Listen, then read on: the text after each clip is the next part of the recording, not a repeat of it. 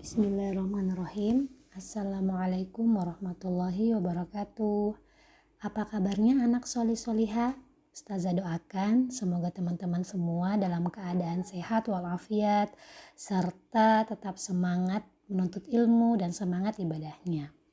Dalam video ini, Ustazah akan menjelaskan pelajaran bahasa Indonesia dengan materi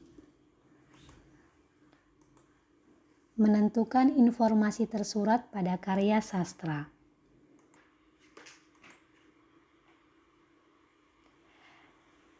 Kita akan bahas jenis-jenis karya sastra.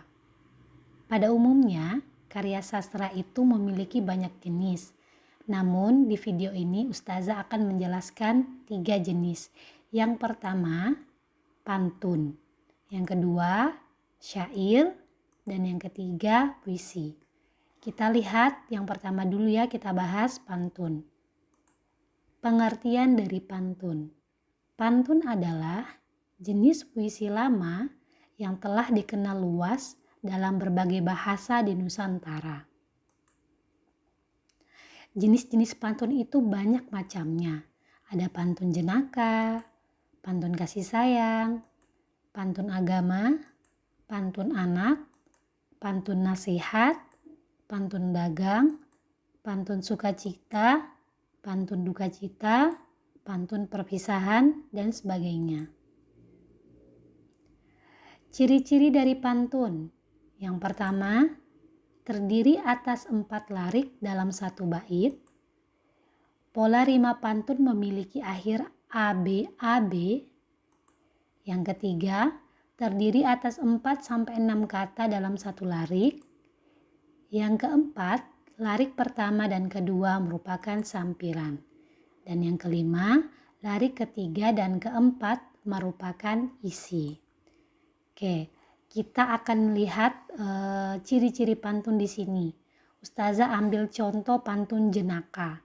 Pantun jenaka adalah pantun yang isinya itu menceritakan kelucuan. Contohnya seperti ini. Harimau telah semakin sombong, suka menghina yang jelek, masih kecil telah ompong, mirip bersama dengan nenek-nenek. Nah, kita lihat ciri-cirinya ya. Nah, yang dimaksud dengan rima adalah bunyi akhir kata A, B, A, B.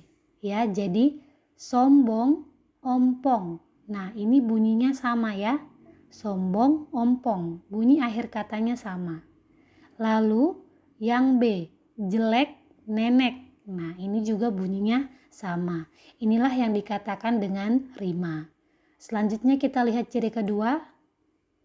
Nah, yang dimaksud dengan larik adalah satu kalimat dalam satu baris. Harimau telah semakin sombong. Ini dikatakan larik 1. Dan begitu seterusnya. Ada larik 1, larik 2, larik 3, dan larik 4. Nah, 4 larik ini disebut dengan bait. Jadi 4 larik ini adalah satu bait. Selanjutnya, pantun terdiri atas 4-6 kata dalam satu larik. Contohnya pantun ini ya, memiliki 4 kata. Jangan juga terlalu banyak katanya ya. Nanti jadinya bukan seperti pantun. Nah, yang dikatakan dengan sampiran adalah yaitu larik pertama dan larik kedua. Ini merupakan sampiran. Sedangkan isinya berada pada larik ketiga dan larik keempat. Ini adalah maksud dari pantun. Masih kecil telah ompong, mirip bersama nenek-nenek. Maksudnya anak kecil yang ompong itu mirip seperti nenek-nenek. Nah, kita sudah membahas pantun. Selanjutnya kita bahas tentang syair. Kita lihat pengertian syair. Syair adalah karya sastra yang menggunakan kata-kata indah dan penuh makna. Berbeda dari puisi, syair mempunyai bentuk terikat.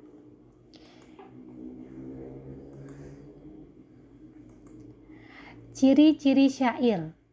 Nih, pertama, terdiri atas beberapa baris. Yang kedua, tidak memiliki sampiran. Yang ketiga, semua baris adalah isi dan makna.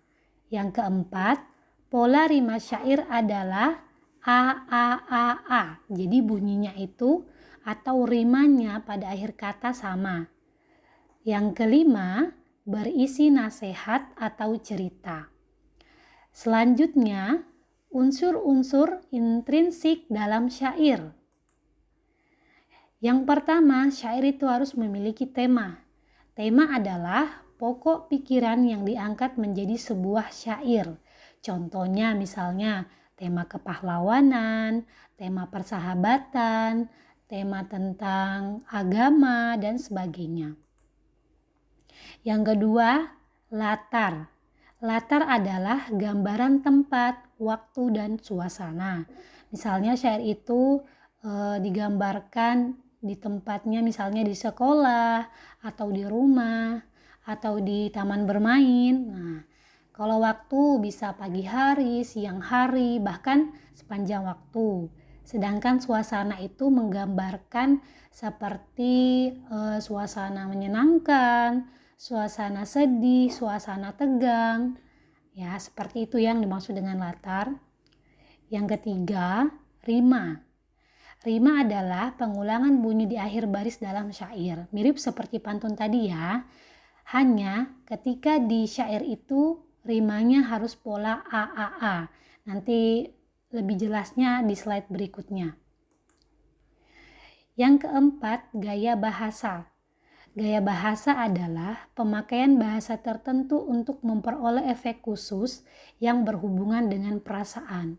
Misalnya ketika suasananya menyedihkan, maka gaya bahasa yang dipakai pun harus menggambarkan rasa sedih ya.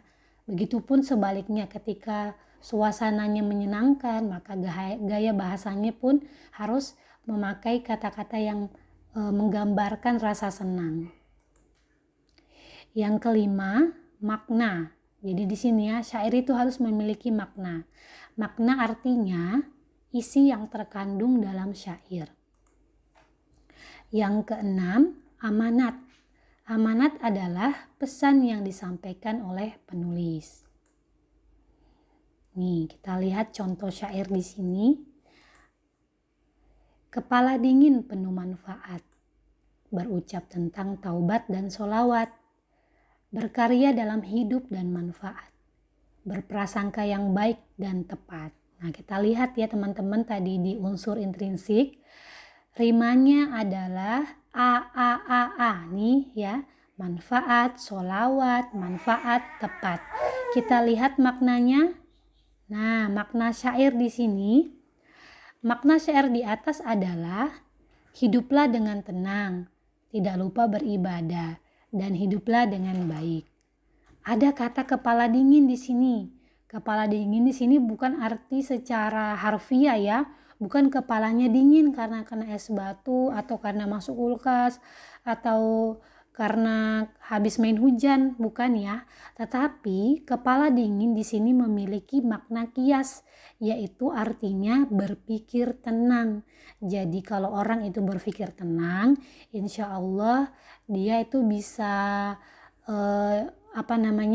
memberikan banyak ide. Nah, sehingga hidupnya akan bermanfaat.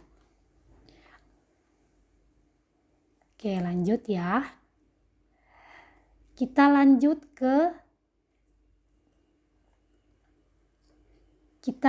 ke puisi baru. Kita lihat yang ketiga, pengertian puisi baru.